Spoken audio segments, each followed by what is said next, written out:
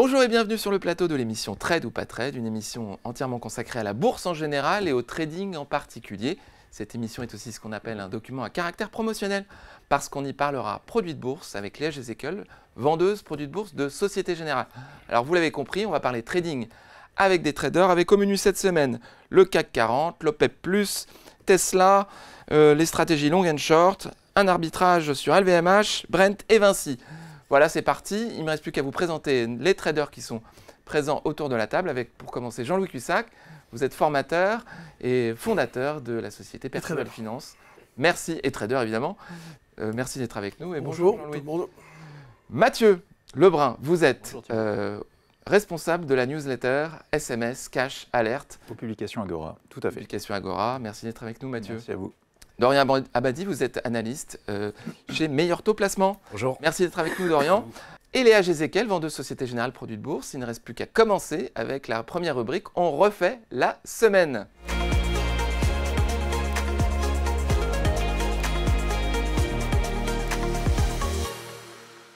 On refait la semaine avec, pour commencer, Jean-Louis Cussac, qui va nous parler du CAC 40. Et de sa tendance. Et de sa tendance, évidemment. Il n'y en a pas. Merci. Il y en a eu la semaine dernière une belle reprise des marchés, bien sûr. Avec l'échéance, on a vu que les considérations techniques restaient extrêmement puissantes.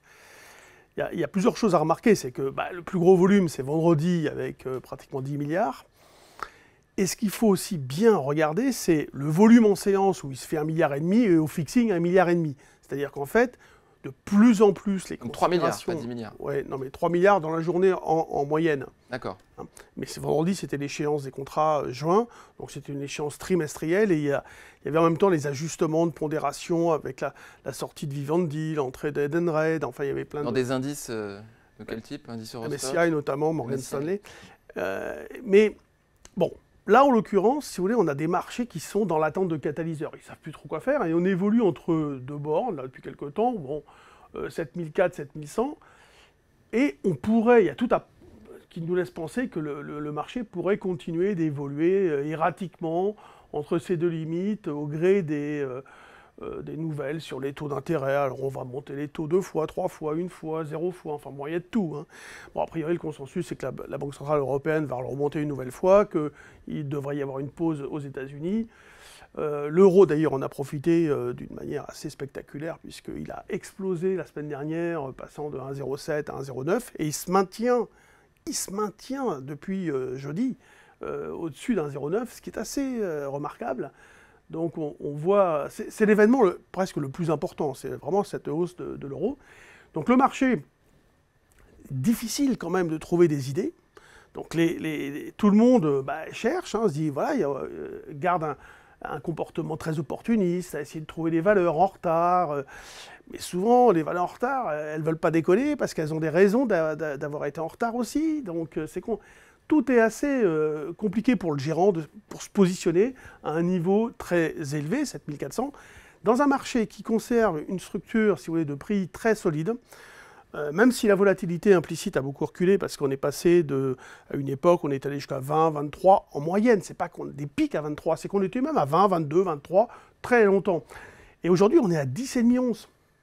Donc ça n'a rien à voir. Mais c'est pas pour cela que le marché s'est vulnérabilisé.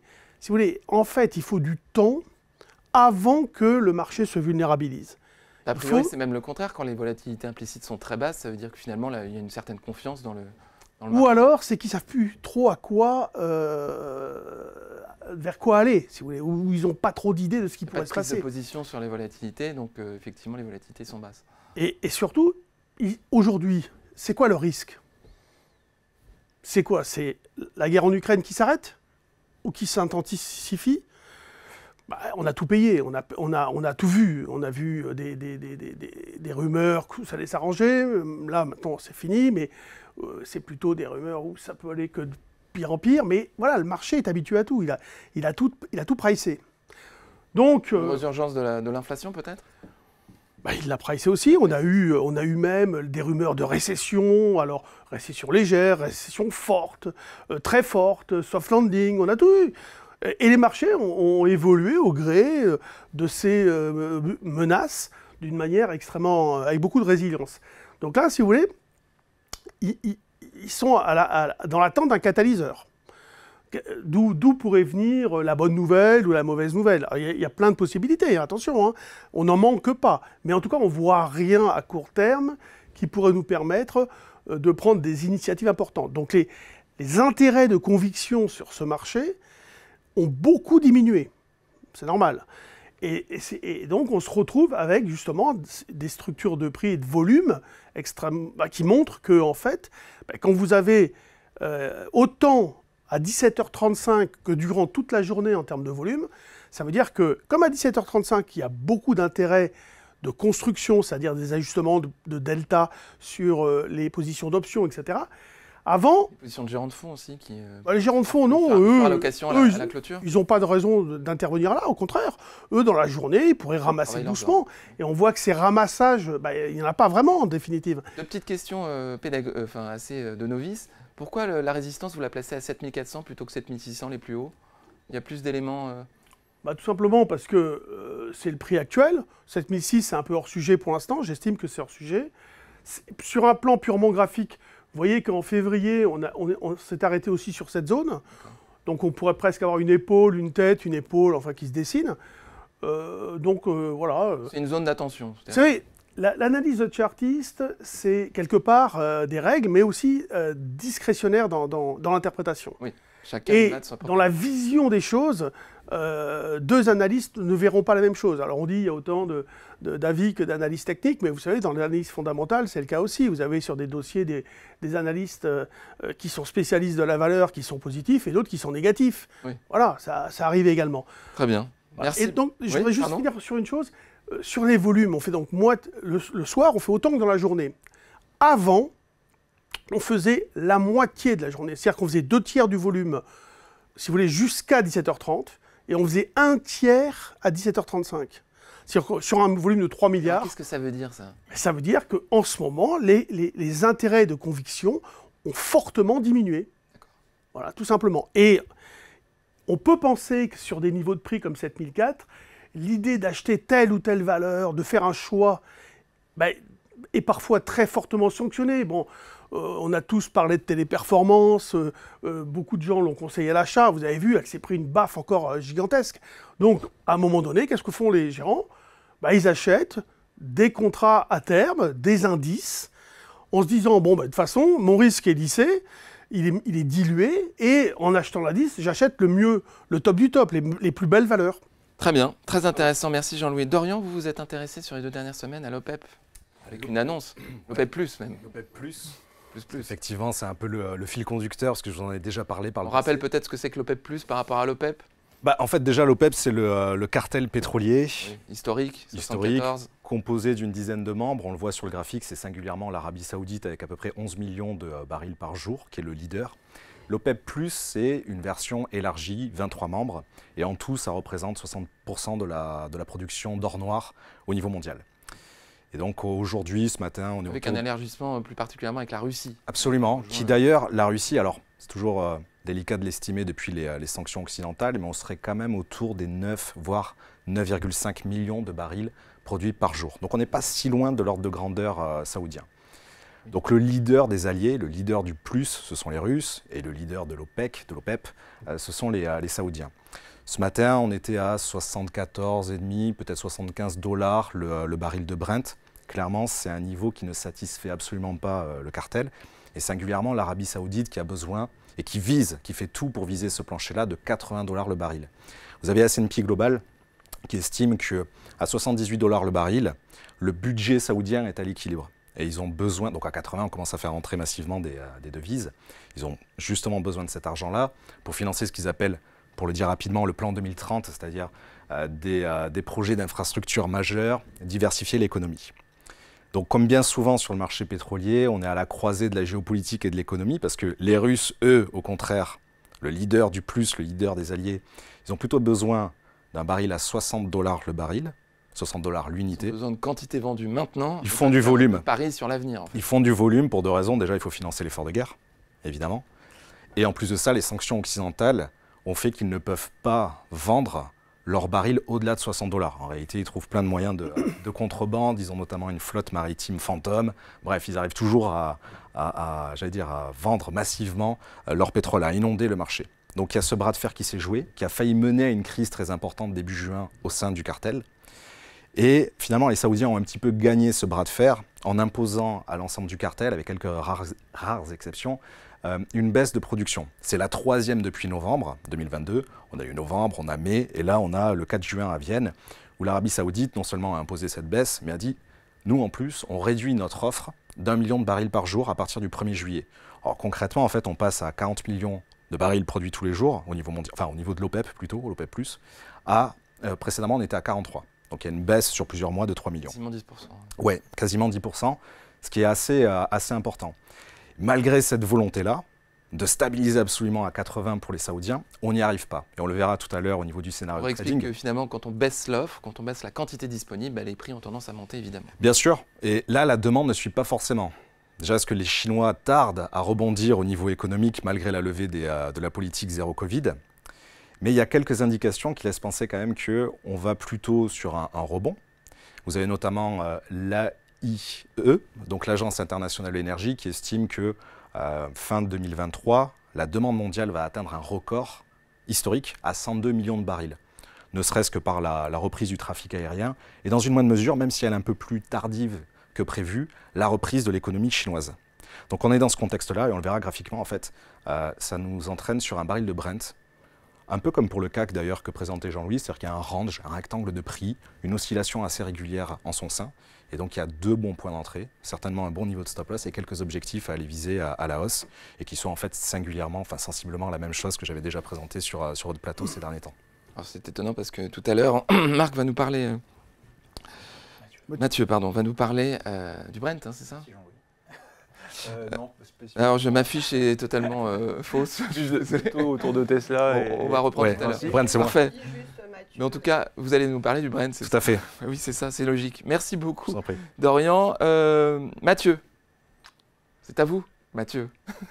On y va. C'est à vous, vous allez nous parler de Tesla. Exactement. C'est exact? C'est ça. Je me suis pas trompé. On est bon. Tant mieux.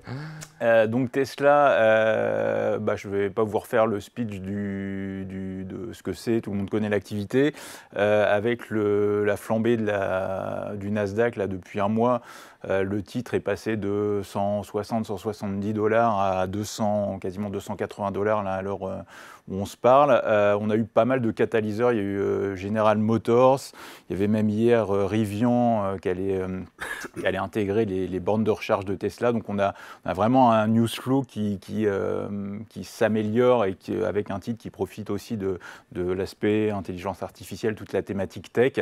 Maintenant, grosso modo en cette mi-juin, on a un titre qui arrive sur, vous voyez, une grosse zone de résistance avec l'oblique, avec les flèches rouges.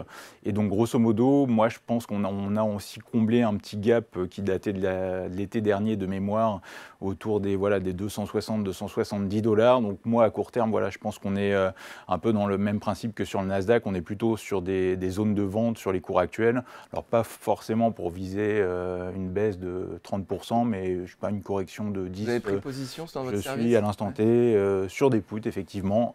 Voilà. Donc afin de viser une correction de 10-15% sur le titre, et notamment le comblement du gap là qu'on a ouvert récemment la semaine dernière précisément. On ne s'étonne plus de l'amplitude des variations de Tesla, mais c'est quand même assez extraordinaire. Alors voilà, il faut faire attention. En 2023, on est passé de 100 à 260. C'est un peu ça, et c'est vrai qu'autant l'année dernière, c'est vrai que moi j'avais, pour le coup, j'avais recommandé des puts et ça avait plutôt bien marché. Alors je n'avais pas pris toute la baisse, mais autant en toute honnêteté, le rebond, moi, m'a surpris. Alors, même sur le Nasdaq plus largement, c'est-à-dire que en fait, spécifiquement dans le cas de Tesla, et on a pas mal de titres comme ça dans le Nasdaq qui en fait ont explosé alors qu'il y avait eu des mauvaises publications trimestrielles. Là, par exemple, sur Tesla, vous voyez le petit gap vers les 150 $. Je crois que c'était février, sur les résultats de février.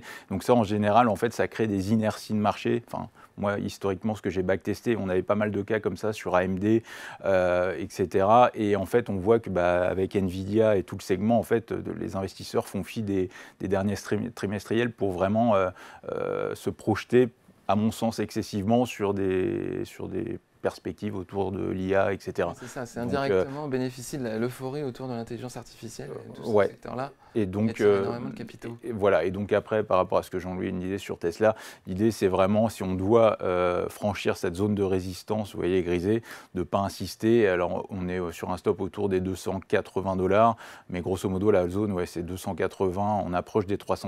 Et grosso modo, si on doit dépasser ça, pour le coup, personnellement, je ne serais toujours pas acheteur, mais... D'accord, vous ne retournez pas votre position voilà, si on dépasse la résistance. Après c'est... Voilà, c'est un scénario immédiat remis en cause, tout simplement. Ça. Et on passe à Dans le autre temps. chose. Stop, on passe à autre chose, il y a mieux à faire ouais, ailleurs. C'est ça. Donc, Très bien, merci infiniment. Maintenant, on va passer à la rubrique le Zoom sur.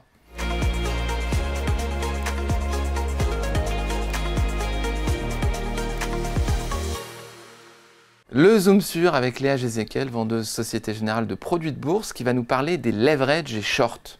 Qu'est-ce que c'est? Bah oui, parce qu'on parle beaucoup quand même dans cette émission de Turbo. À ne pas confondre avec les stratégies long-short, hein, pardon. Non, exactement. On y viendra tout à l'heure. Leverage et short.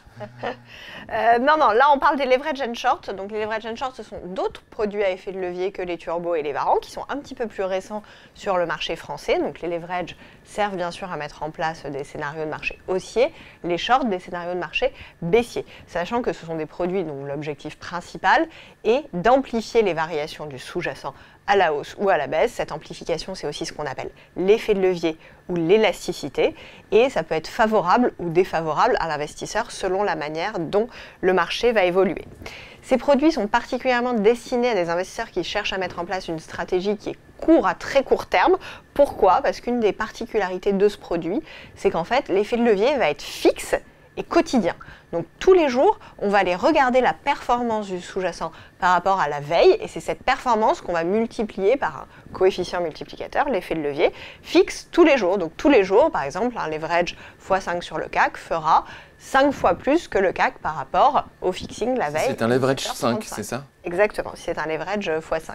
Donc si vous gardez le produit sur une période plus importante, étant donné que le levier est fixe, vous pouvez vous retrouver avec une variation du sous-jacent sur plusieurs jours qui, elle, ne correspond pas à la variation du produit fois le levier fixe. Ce calcul, ce côté fixe ne fonctionne entre guillemets que sur une séance boursière.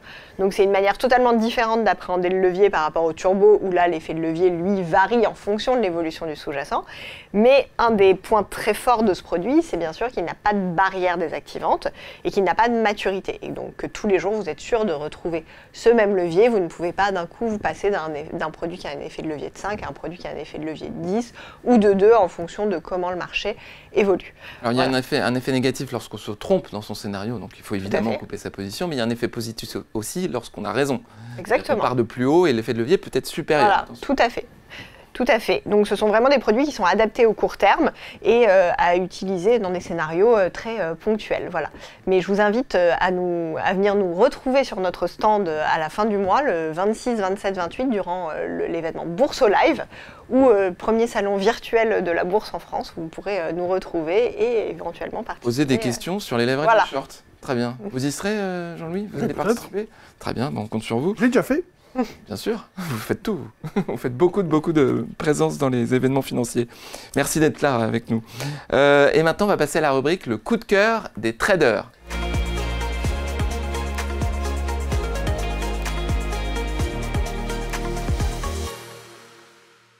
Le coup de cœur des traders, vous connaissez le principe. Chacun des traders assis autour de la table a 1 minute, pas plus, 60 secondes, pour convaincre les deux autres qui auront, eux, la charge de déterminer s'il y a trade ou pas trade en l'exprimant à l'aide de leur petite pancarte. Alors, c'est Jean-Louis qui va commencer, qui va nous parler d'une stratégie particulière, mais j'en dis pas plus. Le chrono est là. 3, 2, 1, c'est parti Jean-Louis. Stratégie d'arbitrage, en effet. Il est compliqué de faire des choix sur telle ou telle valeur, et je me suis dit, pour changer, acheter LVMH, vendre Kering. Donc vous prenez deux valeurs d'un même secteur, vous en achetez une, vendez l'autre, et vous espérez que, évidemment, l'écart se creuse dans le bon sens. L'idée étant que vous gommez quelque part le fait que le marché puisse s'effondrer ou s'envoler. Vous avez ce côté aléatoire qui est quand même atténué sur le fait que parfois les gens se disent « mais je ne comprends pas pourquoi ça monte », etc.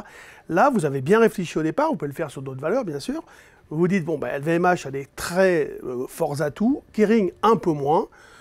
Je vais simplement jouer la sous-performance de Kering par rapport à LVMH. » Et ça se fait également sur des paniers de valeurs. C'est vraiment un concept intéressant qui limite les risques. Merci, qui limite les risques, mais les risques sont toujours présents On en sur le reparlera marché après. action, on en reparlera après. Alors, est-ce qu'il y a trade ou pas trade, messieurs? Nous avons un stop et un go. On va commencer par Dorian. Vous n'investissez pas sur un champion de type LVMH contre un autre champion de type Kering, c'est ça? Alors, c'est pas Vous tant allez la me dire, hein. stratégie, plutôt réservée d'ailleurs à des initiés, c'est plutôt le choix des sous-jacents pour une raison strictement personnelle, au-delà de l'aspect stratégique. LVMH, on l'a récemment rentré en portefeuille de gestion active, c'est-à-dire à très court terme à l'achat. Donc jusque-là, vous avec êtes un call, d'accord? jusque-là. Mais Kering, on l'a également en portefeuille sur du long terme depuis plusieurs mois. Donc je me verrais mal dans la situation de dire il faut vendre Kering. Ceci dit, je comprends que l'horizon d'investissement soit très court. Je comprends bien sûr la stratégie, à nouveau plutôt réservée à des initiés. C'est uniquement le choix des sous-jacents qui me dérange un petit peu. Un petit mot sur la stratégie long short, vous l'avez dit, mais ça permet de s'immuniser contre les variations de marché, puisqu'on est à l'intérieur d'un même secteur. Donc l'idée, c'est que LVMH, si le secteur est baissier, baissera moins que Kering, et au contraire, si le marché est haussier, LVMH montera plus que Kering, et donc le différentiel permettra de concrétiser un gain.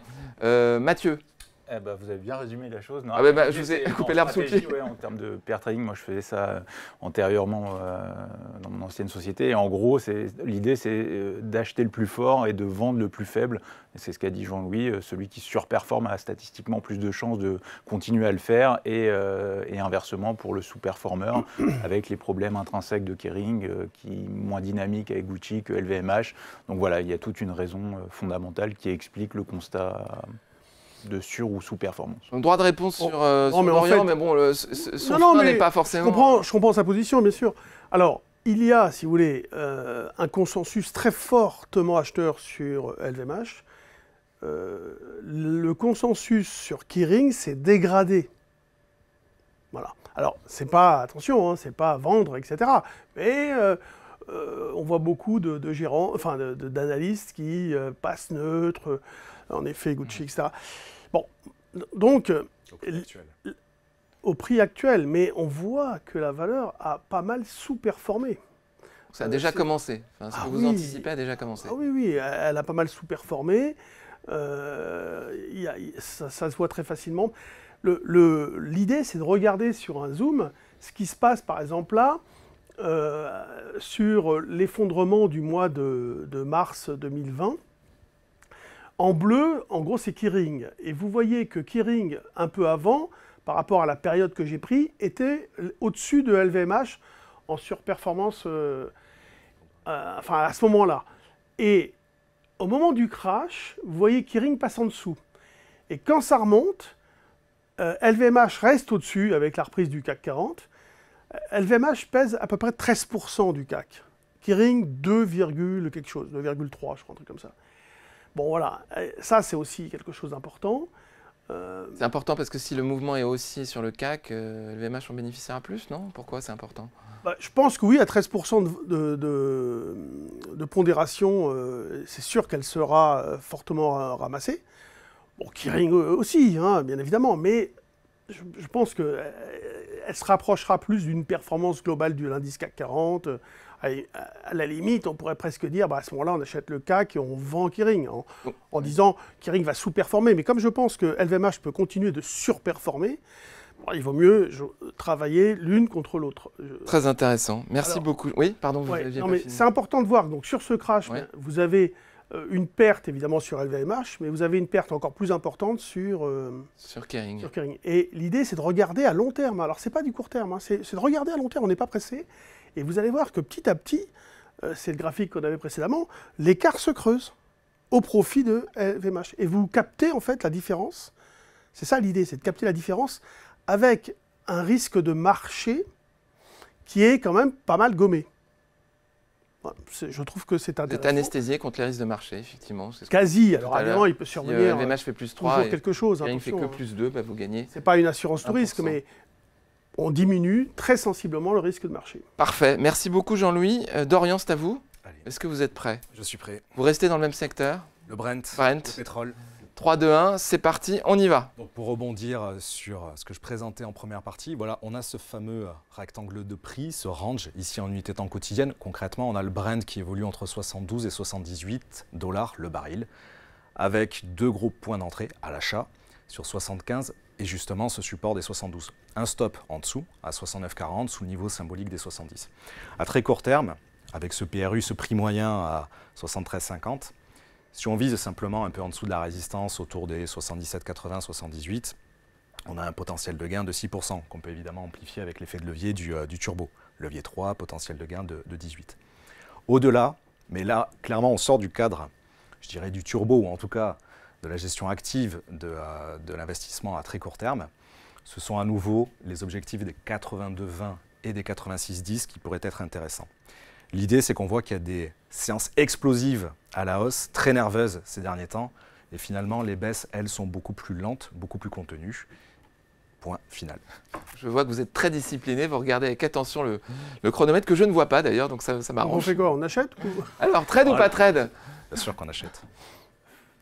Go, go. Ah bah tout le monde achète. Écoutez, alors pourquoi vous participez à Oh, cette mais- stratégie? L'idée, si vous voulez, c'est d'acheter soit sur le support avec, donc, comme a dit Dorian, le stop juste en dessous, soit d'acheter sur le franchissement du rectangle. En fait, se dessine un rectangle avec 3 points bas, 2-3 points hauts. Et normalement, la théorie, c'est de dire si on sort du rectangle par le haut, c'est un signal d'impulsion à la hausse. Et si on sort par le bas, c'est un signal d'impulsion à la baisse. À cela, à cette analyse technique, Dorian rappelle l'analyse fondamentale qui consiste à dire que On nous a parlé de l'OPEP tout à l'heure. que l'OPEP fera tout pour, etc. Donc le biais, on va dire, c'est peut-être qu'à un moment donné, ça sorte par le haut, que les prix montent. En effet, si la Chine finit par prendre des mesures réelles pour doper la reprise, parce que là, pour l'instant, les mesures ont déçu quand même. Oui. Donc, si jamais il y a des choses qui sont mises en place, on peut penser que les États vont continuer de mettre en place des mesures pour relancer l'économie. Donc, les probabilités de sortir par la hausse sont peut-être plus fortes. Donc, l'idée, c'est j'achète sur le bas du rectangle et je donne un signal d'impulsion à la hausse au-dessus du rectangle. Merci Jean-Louis. Mathieu? Alors moi, en toute franchise, c'est plutôt un petit oui en fait. Ah, c'est un après. petit oui. Ouais, c'est que j'ai pas vraiment de grosses Je convictions. préfère l'or. Ouais, je préfère à moyen, long terme, ouais, ça va pas changer. Et non, après, ce que j'aime pas trop, c'est quand même que, en fait, les interventions de l'Arabie Saoudite, ça fait 2 fois depuis le début de l'année que ça se produit. En fait, on a des cours qui restent quand même scotchés sur les plus bas. C'est-à-dire que je pense que si en début d'année, on avait su antérieurement que l'Arabie Saoudite allait réduire sa production de la sorte, je pense qu'on aurait peut-être pu envisager des cours autour des 80, 85 $. Enfin, en tout cas, moi, si on m'avait posé la question, j'aurais dit ça. Et forcé de constater que malgré ça, et c'est ce qu'on voit à chaque annonce, on a des gaps qui surviennent le lundi matin et derrière, dans les 2 semaines qui suivent, c'est comblé et ça revient au niveau antérieur. Donc, c'est un peu ce constat de faiblesse qui me fait tiquer. Mais après, j'aime assez bien le côté assez peu risqué avec, effectivement, comme Dorian l'a dit, un stop, une invalidation assez proche. Voilà. On a l'impression finalement que les réductions de l'offre suivent les réductions de demande et ne créent pas un différentiel. Bah, du coup, c'est ça, c'est monter les cours. c'est un peu ça le constat. Ouais. Mais vous n'êtes pas d'accord là-dessus? Non, parce que alors justement, le fait qu'on soit scotché sur les plus bas, pour moi, c'est plutôt un argument pour investir, pour acheter actuellement le Brent, d'autant que ce premier rectangle de prix avec ce premier objectif autour des 78 ne nous fait même pas arriver sur l'objectif de plancher. D'accord. Un objectif haut, c'est l'objectif juste de plancher de l'Arabie Saoudite. Au-delà de ça, pour rebondir sur ce que disait Jean-Louis, au niveau des mesures de relance de la Chine, ils n'ont clairement pas sorti l'artillerie lourde pour le moment. Mieux que ça, c'est qu'il y a 2-3 jours, ou même peut-être juste tout simplement lundi, et donc il y a 2 jours, parce qu'on enregistre un mercredi, le marché action a été déçu des très faibles mesures de relance de la BPOC, de la Banque centrale chinoise, qui a la marge à baisser 2 taux préférentiels, mais peut-être de 0,10 ou 0,15%, vraiment quelque chose d'assez faible. Donc les Chinois n'ont clairement pas sorti l'artillerie lourde. Pour le moment, ils ont juste, et c'est déjà beaucoup, lever les restrictions de zéro Donc Covid. suivre ce qui se passe en Chine pour avoir... Et puis on a le trafic aérien, pardon, mais en plein été. il faut suivre ce qui se passe en Chine pour avoir une idée de ce qui peut se passer sur le Brent. En Chine, oui. Et puis, encore une fois, ce trafic aérien qui est l'autre levier au niveau des analyses de l'AIE, qui dit c'est le levier aérien et la reprise chinoise qui nous amène à ce record de demande historique à 102 millions en fin d'année. Parfait, encore une fois, tout ce qui est énergie, pétrole, c'est quand même assez complexe. Hein. Il faut suivre beaucoup de paramètres C'est pour... passionnant, c'est économique et géopolitique. Et comme il n'y a pas grand-chose, pour rebondir là aussi sur ce que disait Jean-Louis, à faire sur les actions, c'est peut-être une bonne il y a idée. encore des choses à faire, on le Oui, voit. Très bien, merci infiniment Dorian. On va passer à Mathieu. Mathieu, c'est à vous de convaincre vos deux comparses. Vous êtes prêts? Vous êtes sûr? Je vais essayer. Merci beaucoup. 60 secondes, 3, 2, 1, c'est parti. Alors donc, en l'occurrence, moi, je suis vendeur sur Vinci. Alors idéalement, en fait, à l'instant T, j'ai pas de position, mais je vais rechercher en sursaut là, dans le trou de cotation qu'on a ouvert lundi. Trou de cotation qui fait suite à des risques de taxes accrues sur les sociétés autoroutières. Donc pour rappel, Vinci, comme Eiffage d'ailleurs, sont les deux grosses sociétés cotées avec APRR, ASF. ASF, APRR, ça fait de mémoire 30 ou 40% du résultat d'exploitation de Vinci, d'Eiffage. Donc en gros, si on a une hausse des taxes, je pense que c'est typiquement ce qui peut freiner la rentabilité. Et donc qui dit baisse de rentabilité, dit statistiquement baisse de l'action ou du moins sous-performance. Et donc c'est le genre de catalyseur fondamental que moi j'apprécie. Parce qu'en gros, même si on doit avoir un CAC qui remonte vers 7005, 7006, je ne suis pas convaincu que Vinci suive au-delà des 110, 112 euros. Et pour l'été, je m'attends plus à une sortie par le bas du canal, une rupture des derniers points bas et un retour autour des 100 euros.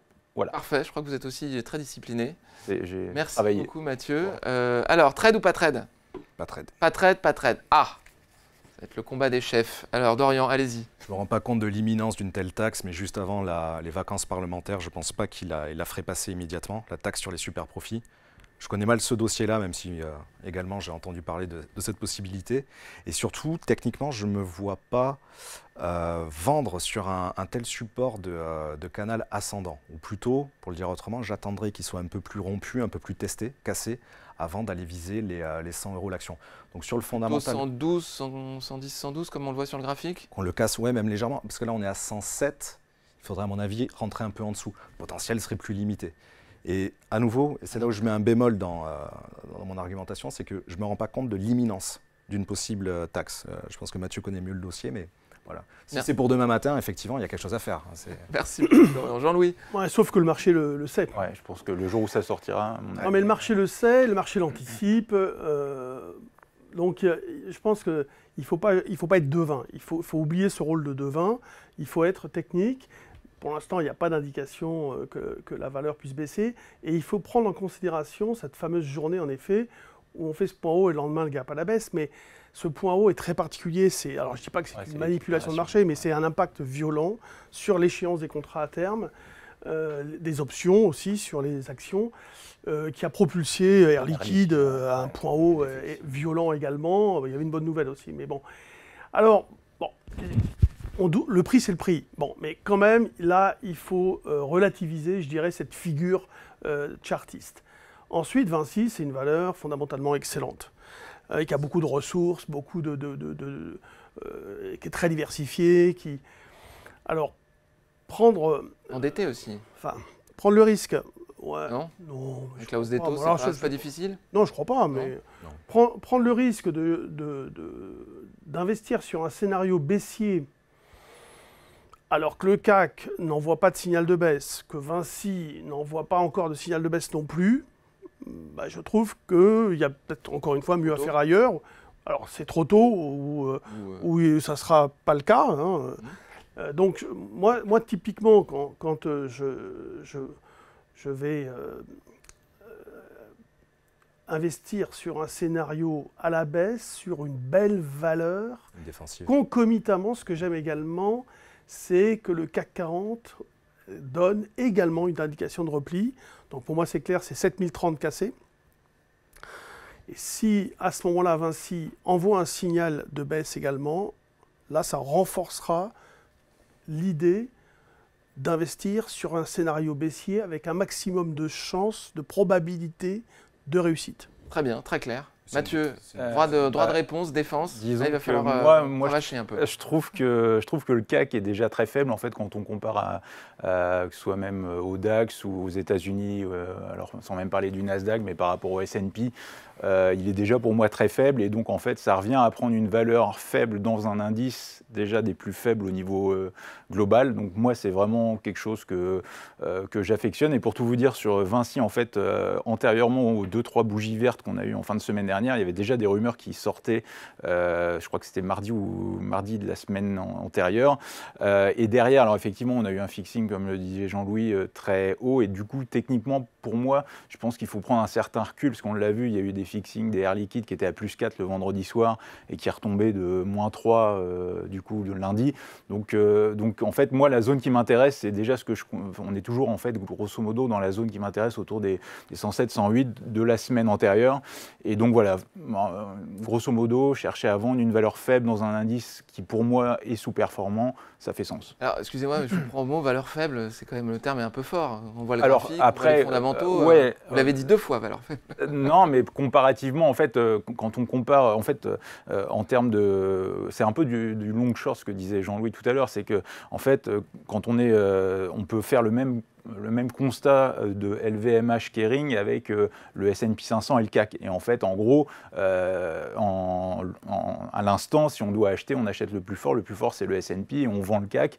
Et le CAC, qui est plus faible que, sans même parler du DAX, où pour le coup, il faudrait prendre le CAC GR pour avoir les dividendes, mais par rapport à l'Eurostoxx, il est plus faible que l'Eurostoxx. Alors c'est lié aux pondérations, au luxe, Kézit, etc. Mais en fait... Vous parlez de l'indice, mais là, je vous parlais de la valeur. Vous avez dit la ouais, valeur est ouais, non, mais du coup, pour en venir derrière, quand on est dans un indice qui, au niveau européen et mondial, est faible et qu'on prend une valeur qui a un catalyseur propre, en l'occurrence, ce risque, en fait, parce que là aussi, le jour où ça va être annoncé, elle va ouvrir à moins 7, si ça doit être ça.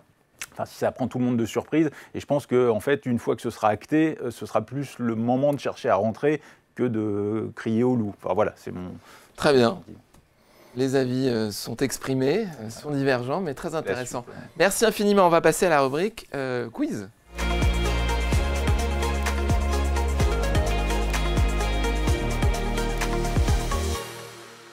La rubrique quiz, à vos marques, c'est parti, avec au menu cette semaine, la finance comportementale. Un étrange domaine. Non, vous allez voir, ça va être limpide après ce quiz. Alors, première question, je rappelle, on attend que j'ai énoncé la totalité des questions avant de buzzer.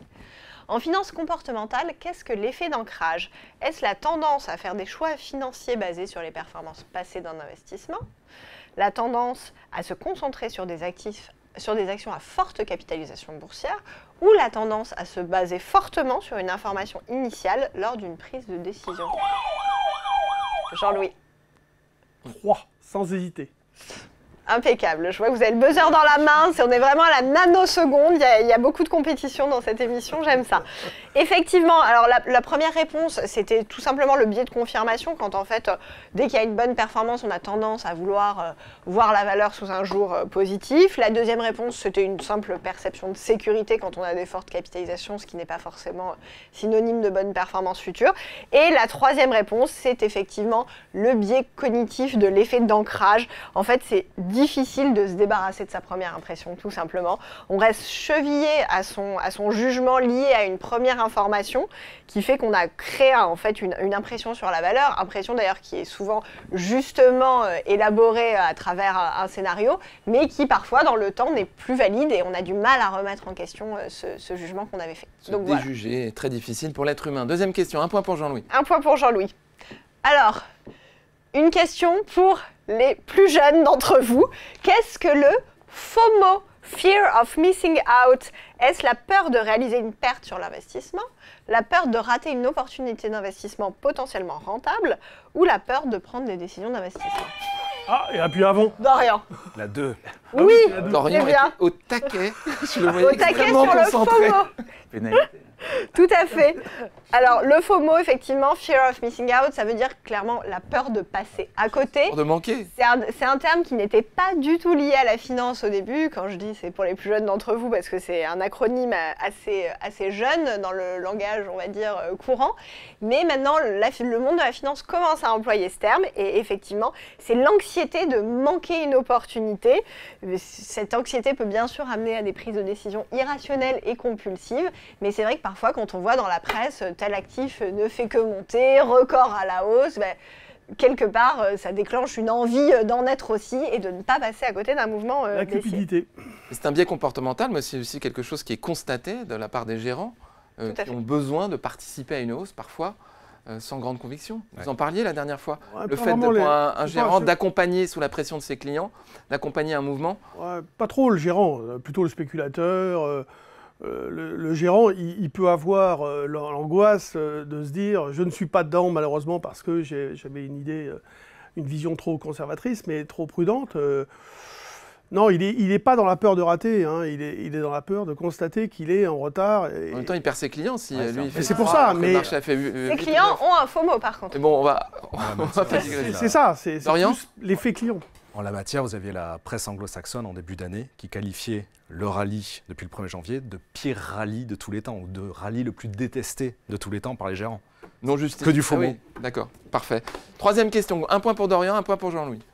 Troisième question. Quel modèle de finance comportementale explique comment les investisseurs évaluent les gains et les pertes? Est-ce le Capital Asset Pricing Model, le modèle de la sélection de portefeuille de Markowitz ou le modèle de la théorie des perspectives? Vas-y, Dorian. On te laisse. On te Il y a laisse. deux. Non, désolé. Mathieu, Je vais prendre la 1. Non, Toujours pas. C'est la 3, non mais ça, tu vas dire je le savais, je le Ah, savais. je c'était savais la- de- non, mais ça j'aurais dit 3, je vous le dis. Ah oui, Ah, super. mais tu te retenais pour les autres. Non, non, j'appuie. Mais c'est gentil, Jean-Louis. Ouais, on était. C'est sympa Jean-Louis. On a appuyé en même temps, pratiquement. je Non, alors, le premier modèle, le CAPM, c'est un modèle de finance tout à fait classique, absolument pas comportemental d'évaluation des gains et des pertes. Le modèle de la sélection de portefeuille de Markowitz, c'est une théorie moderne du portefeuille, mais qui se base vraiment sur la diversification pour optimiser son portefeuille, donc on n'est pas trop dans la psychologie et le biais comportemental. C'est donc le modèle de la théorie des perspectives, qui en fait est un cadre conceptuel en psychologie économique qui va décrire comment les gens vont prendre des décisions dans des situations où on doit choisir entre des alternatives qui comportent soit des risques connus, soit des probabilités. Donc comment se fait cet arbitrage? Très intéressant. Et en général, on dit On a envie d'en que savoir l'impact, plus. l'impact du gain, enfin l'impact de la perte est 2 fois et demi supérieur à l'impact du gain, Mm. c'est-à-dire dans la perception du stress. Il n'y a pas de symétrie effectivement entre les gains et les pertes, ce qui fausse parfois les décisions d'investissement. Très intéressant, la théorie des perspectives. Quatrième question, 2 points pour Jean-Louis, 1 point pour Dorian, 0 pour Mathieu. Mathieu, Allez, allez-y. je soutiens. Quelle est la principale explication de l'effet janvier en finance comportementale? Est-ce que les rendements d'actions sont plus élevés en janvier, liés à des ventes en décembre en fin d'année fiscale? Est-ce finalement la performance supérieure des actions en janvier due à l'optimisme des investisseurs pour une nouvelle année? Ou enfin, ne serait-ce pas le rendement d'actions plus faible en janvier, lié à la prudence des investisseurs face à la nouvelle année? Dorian, La 3. La 1. 2. Non, On l'a 1. On l'a oui, bravo Mathieu. Effectivement, elle n'était pas facile celle-là. Non, là, Effectivement, l'effet janvier, c'est dû aux investisseurs professionnels qui, en fait, en décembre, vont avoir tendance à se débarrasser de leurs moins-values pour pouvoir les impacter sur leur plus-value et que quelque part ce soit aussi un petit peu moins à expliquer lors d'un bilan final aux investisseurs. Et donc, mécaniquement, on peut se dire que s'ils se débarrassent de certaines lignes dans leur portefeuille en décembre pour des pures raisons fiscales et de reporting, ils auront tendance en janvier à pouvoir revenir dessus parce que leur scénario fondamental sur alors, la c'est un nana biais comportemental, n'a pas mais ce n'est changé. pas forcément vérifié dans les statistiques. Mais on sait qu'ils ont tendance C'est à faire ça. On reste sur des biais, donc Oui, oui, en aucun exactement. cas, c'est Non, une mais vérité c'est générale bien de qui le se préciser. vérifie en permanence. Ce sont des biais psychologiques qu'on peut noter chez les investisseurs. 1 point pour Mathieu, 2 points pour Jean-Louis, 1 point. 1 point pour Dorian. Dorian. Ça va se jouer maintenant, hein. Suspense. Tout se joue là. Fou, c'est fou. Que signifie l'heuristique de représentativité? Est-ce la tendance à préférer les actions d'entreprise avec lesquelles nous sommes familières? Est-ce la tendance des investisseurs à juger la probabilité d'un événement en fonction de sa ressemblance avec un cas existant? Ou la tendance des investisseurs à surestimer la probabilité d'événements rares et sous-estimer celle d'événements fréquents? C'est difficile. Vas-y, Dorian. Je vous laisse aller au carton, moi j'ai assez donné. Là. Allez, lancez-vous. 5. Une. Allez, je prends l'autre, moi. La 2. Oui, bravo Dorian. Oh là là. Bravo Dorian, effectivement. C'est la 2. C'est la règle qui consiste à estimer en fait la probabilité d'appartenance d'un objet, enfin ici une action, à une classe d'actifs à partir de sa ressemblance avec ce qu'on appelle un cas prototypique de cette classe. Donc typiquement, si on note un événement marquant sur une action et qu'on se dit bah, tiens, j'ai déjà vu ce même type d'événement sur une autre valeur, on va avoir tendance à assimiler ces deux valeurs. C'est l'heuristique de représentativité. Alors, Très intéressant. Jean-Louis, vous comment voulez éviter rajouter les quelque biais chose? cognitifs? Impossible. Alors, il y a un Question moyen. réponse. Merci Non, pour mais- cette méthode. Il y a un moyen quand même, Réponse 1. c'est d'aller chercher la contradiction à ce qu'on pense d'une manière systématique. Ce qu'on fait dans cette émission. Alors oui, mais dans le cadre, par exemple, les forums, les fameux forums, par exemple, peuvent être des lieux où on donne une idée et on cherche à ce que quelqu'un la contredise et argumente autour de cela. Donc en fait, globalement, l'idée c'est de chercher la contradiction quelque Que part. dirait la personne qui n'est pas d'accord avec moi? Le 10e homme. Sans, Essayer de trouver sans les bons arguments. un moindre, enfin le quelconque biais d'ancrage ou de ceci ou de cela, d'affect, voilà.